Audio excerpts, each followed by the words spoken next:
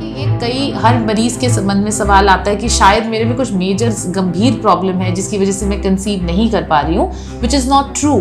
So I think जो एक सबसे पहला रियलिज्म हमें रखना होता है वो ये है कि we have to be realistic कि भाई रिजल्ट ही 20-25% है। कहने का मतलब ये कि 95% पेशेंट्स में usual mild medical treatment, mild changes से हम हार्मोनल इम्बैलेंसेस को करेक्ट करते हैं, माइनर चेंजेस को करेक्ट करते हैं एंड नेचुरल ट्रायल। तो ये सिंपल इंजेक्शंस हैं। एज आई सेड, महीने में 3 या 4 इंजेक्शन ही लगाने होते हैं। उसके साथ फॉलिकुलर स्टडी होती है एग फॉर्मेशन को स्टडी करने के लिए। IVF ये बिल्कुल नहीं होता है। IVF is a much bigger step. IVF में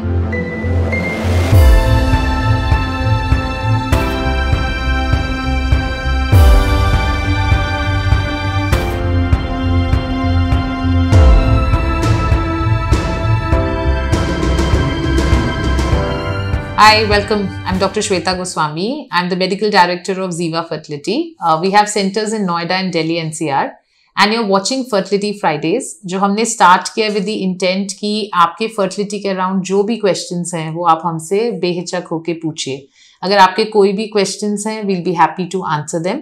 इनफैक्ट उसी के बेसिस पे हमने आज अपना पहला टॉपिक ये इंट्रोड्यूस किया है, जो हमारे हिसाब से ये है कि IVF ट्रीटमेंट के ऑल्टरनेटिव्स क्या हैं। क्या फर्टिलिटी ट्रीटमेंट सिर्फ IVF होता है?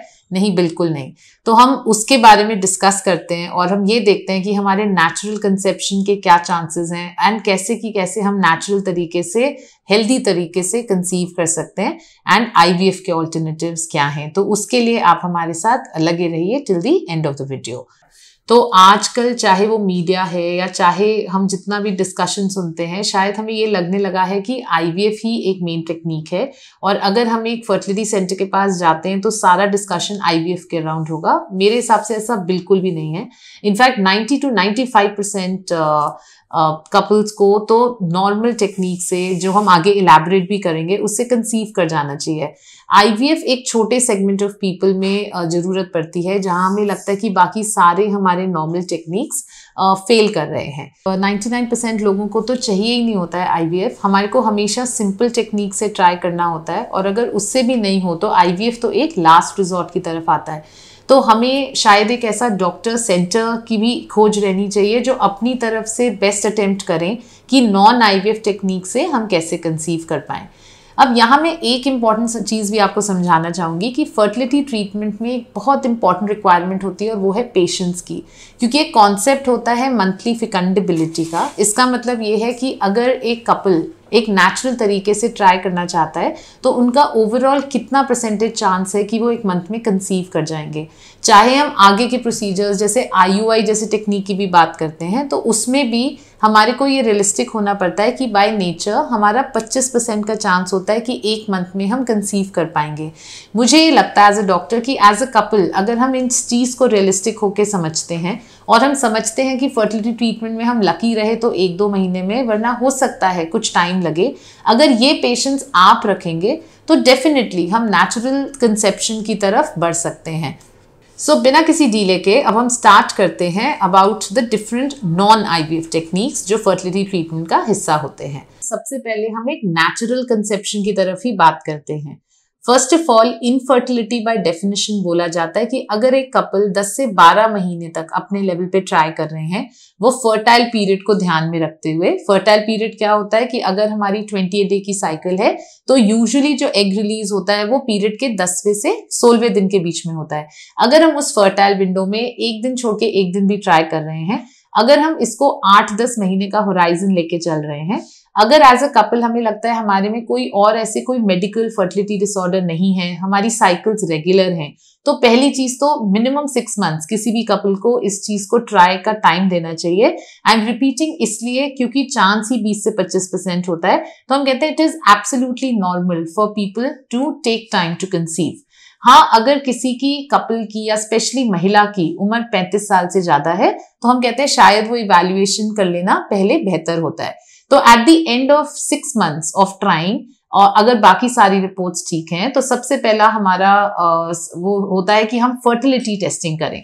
फर्टिलिटी टेस्टिंग 2-3 मेन टेस्ट होते हैं। एक लेडी के इंपॉर्टेंटली ब्लड टेस्ट किए जाते हैं जिसमें important hormone levels like AMH किया जाता है देखने के लिए कि उनकी एग रिजर्व और एग क्वालिटी, एग की क्षमता कैसी है।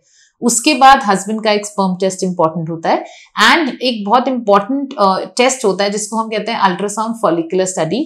हम कहते हैं जो हमारा फर्टाइल विंडो है उसमें हम एक दिन छोड़ के एक दिन या 2-3 दिन में एक बार अल्ट्रासाउंड करके ये कंफर्म कर लें कि हमारा एग डेवलपमेंट, हमारा एग रिलीज सही तरीके से हो रहा है।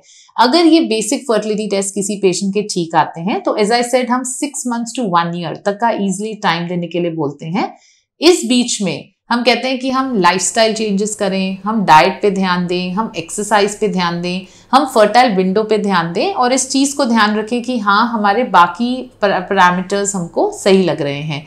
इस महीने में अगर आपको फर्टिलिटी ट्रीटमेंट की, फर्टिलिटी सपोर्ट की ज़रूरत पड़ती है तो एज आई सेड आप एक डॉक्टर को विजिट करते हैं, वो अल्ट्रासाउंड्स करते हैं, वो हर लेवल पे जो नेक्स्ट लेवल के टेस्ट हैं गाइड करते हैं। बट ये 3 to 6 months की जर्नी में majority of the patients who have no other problem will conceive. And ये समय हमको देना चाहिए रादर देन बिकमिंग जिटरी की नहीं हो पा रहा है।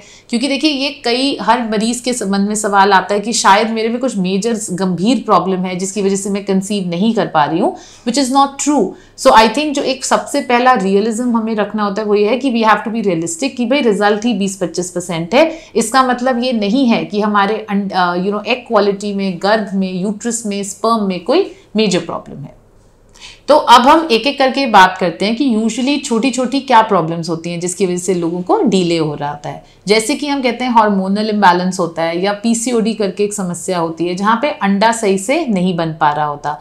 तो वहाँ पे ट्रीटमेंट का नाम होता है ओव्यूलेशन इंडक्शन। ओव्यूलेशन इंडक्शन मतलब आप सिंपल मेडिसिन देते हैं जिससे कि अंडे हमारे सही से ग्रो करने लगे। अगेन हम इम्पॉर्टेंट टाइम पे ट्राई करें और हम होप करते हैं 60 to 90% of such women will conceive naturally over a period of time, right. उसके अलावा अगर हस्बैंड के स्पर्म मोटिलिटी में कम होता है तो अगेन मैं ये समझाना चाहूँगी कि स्पर्म काउंट्स जो होते हैं वो मेजरली फ्लक्चुएट करते हैं। तो पहली सीमन एनालिसिस पे कभी भी रिएक्ट नहीं करना होता। हो सकता है किसी पिछले महीने की 2-3 महीने में किसी को स्ट्रेस हो, किसी को वायरल फीवर हो गया और पीछे कोविड कॉमन था। हम कहते हैं अगर आपका सीमन काउंट मान लीजिए किसी रीजन से एक कम भी आता है but this is your first semen analysis, तो हम कहते हैं हमारे को इसको फॉलो अप पे रखना चाहिए, हमको दवाई लेनी चाहिए, डाइट लाइफस्टाइल पे फोकस करना चाहिए and 4 to 6 weeks and minimum 4 to 6 weeks में इसको रिपीट करना चाहिए। अमूमन देखा जाता है कि sperm counts come back to normal. मैंने कई बार अपनी प्रैक्टिस में देखा है कि पेशेंट्स एक एक रिपोर्ट पे बहुत ज़्यादा घबरा जाते हैं। किसी की 0 काउंट भी होता है तो सीधा वो IVF, टीसा, इक्सी बड़े बड़े टर्म्स की बातें करने लगता है। एंड हम सबसे पहले कहते हैं बिल्कुल भी नहीं, हमारे को इसको 1-2 महीने में रिपीट करना है। अगर ये परसिस्टेंटली लो रहेगा एंड ऑफ कोर्स हम बीच में टेस्ट करके कंफर्म करेंगे, कुछ और नहीं है, बट अगर मेजरली कोई प्रॉब्लम नहीं है तो usually the semen report must be repeated after 4 to 6 weeks before we suggest something.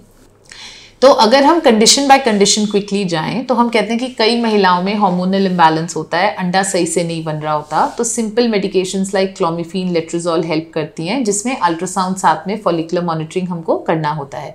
Similarly अगर किसी के हस्बैंड की स्पर्म काउंट मोटिलिटी कम है तो लाइफस्टाइल चेंजेस, मेडिकेशंस दिए जाते हैं। वेरी इंपॉर्टेंटली उसको रिपीट किया जाता है। एक सीमन एनालिसिस को हम कभी भी कुछ नहीं मानते, हम कहते हैं उसको रिपीट करना चाहिए। अगर यूट्रस की लाइनिंग, एंडोमेट्रियल लाइनिंग थिन होती है तो बहुत सारी मेडिकेशन से ट्राई किया जाता है। अदरवाइज एक क्लिनिकल असेसमेंट होता है कि एंडोमेट्रियल की लाइनिंग ग्रो क्यों नहीं कर रही है। इसके अलावा वेजाइनल इन्फेक्शंस हैं तो उसका ट्रीटमेंट किया जाता है। अगर कोई माइक्रोन्यूट्रिएंट डेफिशिएंसी है उसको ट्रीट किया जाता है। माइल्ड हार्मोन इम्बैलेंस होते हैं जैसे कि थायराइड डिसऑर्डर है, प्रोलैक्टिन डिसऑर्डर है, तो अगेन उनकी मेडिकेशंस होती हैं।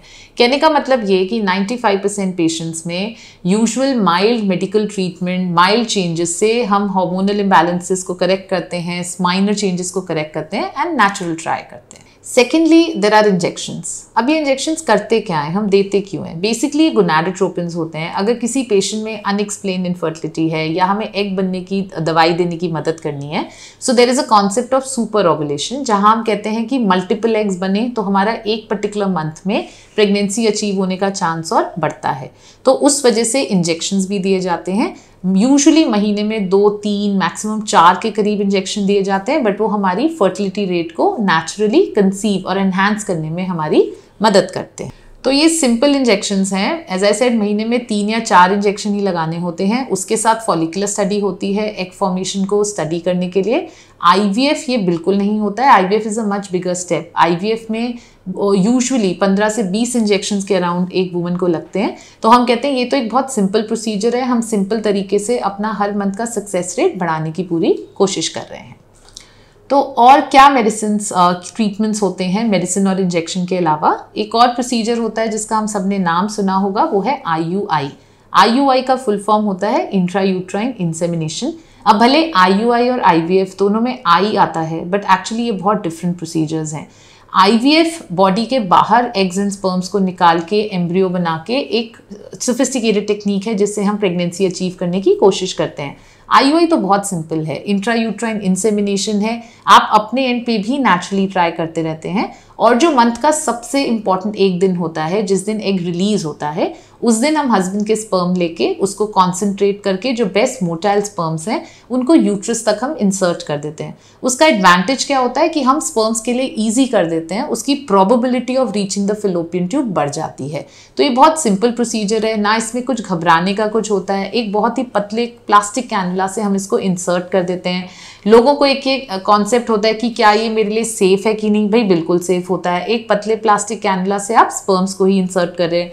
लोग कहते हैं क्या इससे ट्विन का प्रोबेबिलिटी बढ़ जाता है? ऐसा बिल्कुल भी नहीं है। हम तो बस बेस्ट कॉन्सेंट्रेटेड स्पर्म्स को यूट्रस तक इंसर्ट कर रहे हैं। इसका कोई short term long term side effect नहीं होता। बहुत सिंपल प्रोसीजर होता है, पेनफुल भी नहीं होता है। उसके लिए ना कोई एनेस्थीसिया की ज़रूरत पड़ती है। बेसिकली उस दिन टाइम निकालना होता है क्योंकि हस्बैंड अपना सैंपल देते हैं, हमें प्रोसेस करने में टाइम लगता है। जो आईयूआई प्रोसीजर है वो तो हार्डली 2 मिनट का प्रोसीजर है एंड उसके 10-15 मिनट बाद आप आराम से घर जा सकते हैं। ना कोई ट्रैवलिंग में कोई रिस्ट्रिक्शन होते हैं। तो लोगों के बहुत सारे हमारे इसलिए कॉमनली क्वेश्चंस होते हैं, मैं क्या ना खाऊं, मैं क्या ना करूं, मैं क्या सीढ़ी चढ़ सकती हूँ, क्या मैं कहीं ट्रैवल कर सकती हूँ कि नहीं। We can do everything. IUI is just an extension of natural trial. जैसे आप जब खुद ट्राई करते हैं, सिमिलरली आईयूआई में बस हमने हस्बैंड के स्पर्म इंसर्ट कर दिए हैं। तो उसमें ना कोई हमें ट्रैवल रिस्ट्रिक्शंस की जरूरत है, ना हमें कोई मेजर डाइटरी रिस्ट्रिक्शंस की जरूरत है। Our life will continue as usual. So ऐसी ही और भी छोटी मोटी टेक्निक्स हैं, बट हम अभी नहीं, अगले वीडियो में बात करते हैं, वरना आप कंफ्यूज हो जाओगे। आज को हम रिस्ट्रिक्ट करते हैं मेडिकेशंस और आईयूआई तक समझकर। अगर आपको ये वीडियो यूजफुल लगा हो तो इस चैनल को प्लीज़ सब्सक्राइब करें, जिससे कि फर्टिलिटी फ्राइडेज के अगला वीडियो आप तक ईजिली पहुंच पाए। इस वीडियो को प्लीज़ लाइक एंड शेयर करें, क्योंकि मैं चाहती हूँ कि ज़्यादा से ज़्यादा लोग ये समझें कि आईवीएफ ही एक फर्टिलिटी सोल्यूशन नहीं होता। अननेसेसरी भी हो सकता है इन सम केसेस, एंड मेजॉरिटी लोगों को पेशेंस रखने पे नेचुरल कंसेप्शन हो सकता है। तो आई होप ये वीडियो आपको यूजफुल लगा होगा। अभी तक के आपके मन में जो भी सवाल आए हों, I will be more than happy to answer. आप प्लीज़ कमेंट सेक्शन में अपने क्वेश्चंस डाल सकते हैं। मैं पूरी कोशिश करूंगी कि डिटेल में आपके उस क्वेश्चन को आंसर कर पाऊँ। इनफैक्ट मेरी पूरी कोशिश है कि जो एज अ कपल हमारे जो कॉमनली आस्क्ड क्वेश्चंस हैं उनको हम कहीं ना कहीं आपको जवाब दे पाएँ। तो आपको बेहिचक जो भी मुझसे सवाल पूछने हो आप उसको डालिए। I will try my best to answer those question. This is doctor Shweta Goswami signing off. Take care, bye.